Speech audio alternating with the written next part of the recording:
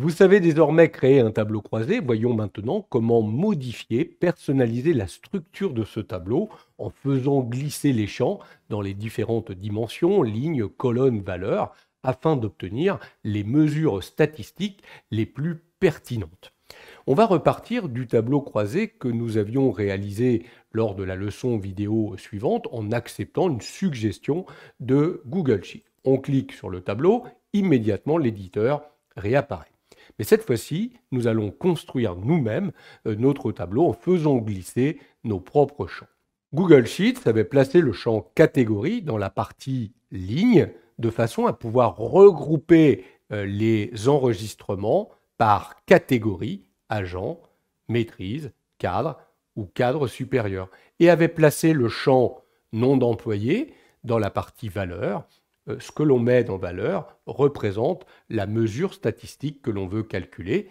Comme il s'agissait d'un champ texte, il ne pouvait pas faire autrement que de faire un simple décompte. Il avait compté le nombre de lignes. Comme chaque ligne était un employé, j'ai le nombre d'employés. On va pouvoir bien entendu modifier tout cela. Comment?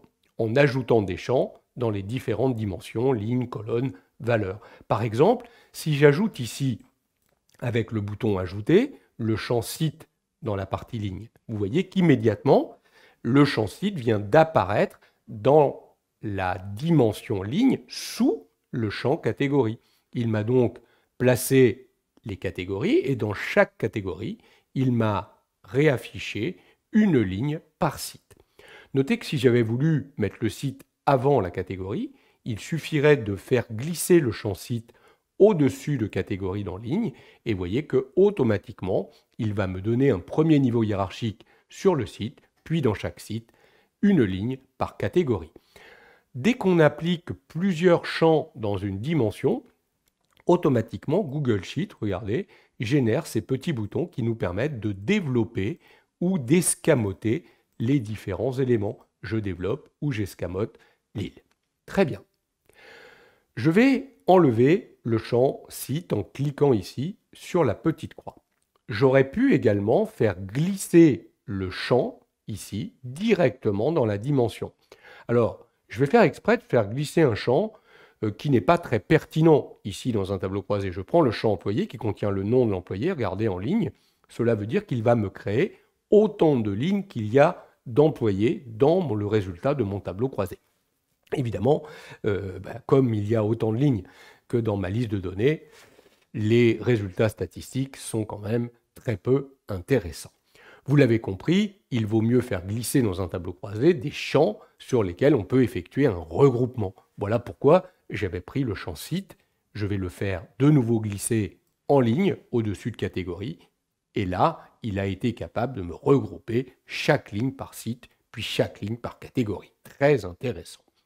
J'ai la possibilité, vous avez vu, d'afficher les totaux ou pas. Donc là, sur le site, ça permettrait d'afficher le total général ou pas de mon tableau, alors que là, dans catégorie, ça permettrait de faire apparaître le sous-total qui s'affichera entre chacun des sites. J'ai la possibilité également d'effectuer des tris. Vous avez vu que par défaut, j'ai un tri croissant sur le site, mais je pourrais très bien prendre un tri décroissant et indiquer que pour le champ site, je fais un tri non plus sur le site, mais sur le nombre d'employés. Et du coup, vous avez vu, il m'a placé en premier Toulouse parce qu'il y a le plus d'employés à Toulouse, puis Lille, etc., etc. Donc voilà comment je peux trier les éléments que j'ai placés en ligne. Je fais la même chose en colonne.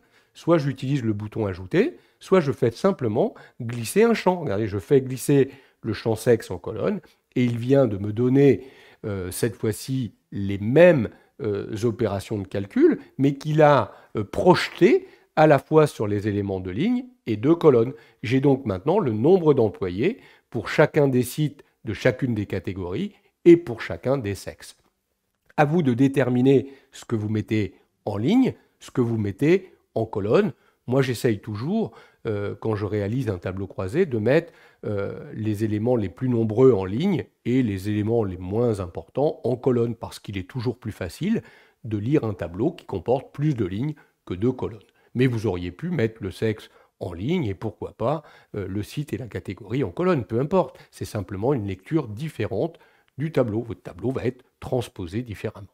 Donc le plus difficile, quand on crée un tableau croisé, regardez, je vais en refaire un ici sur mes lignes de facture. Je vais repartir dans Données, tableau croisé dynamique. Je travaille bien sur cette plage dans une nouvelle feuille. Donc je renommerai cette feuille TCD analyse chiffre d'affaires. C'est de choisir véritablement les éléments que vous voulez mettre en ligne et en colonne. Là, par exemple, j'aimerais bien représenter le chiffre d'affaires en fonction de la zone géographique que je vais placer, par exemple, en ligne. Et dans les zones géographiques, j'aimerais bien mettre les pays. Donc, je reste en ligne, toujours. Vous voyez qu'il m'a mis déjà les pays d'Europe ou hors d'Europe, et j'ai le détail des pays. J'aimerais ensuite avoir en colonne le type de jeu. Je vends ici un certain nombre de jeux et j'aimerais bien avoir le chiffre d'affaires en fonction du type de jeu, en fonction de la zone géographique et du pays. Et j'aimerais ici faire apparaître à l'intersection le chiffre d'affaires.